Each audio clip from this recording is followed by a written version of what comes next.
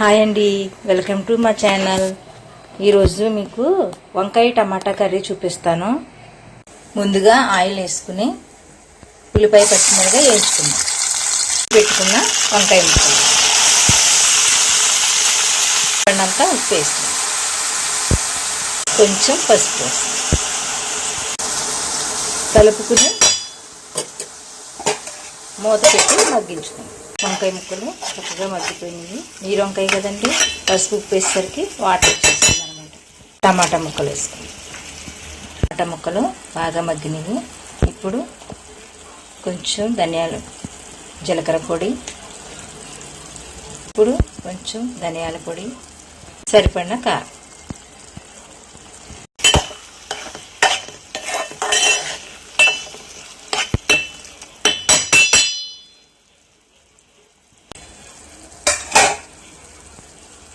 వంకాయ టమాటా curry ready అయిందండి. మీకు నచ్చినట్లయితే నా ఛానల్ని సపోర్ట్ చేయండి.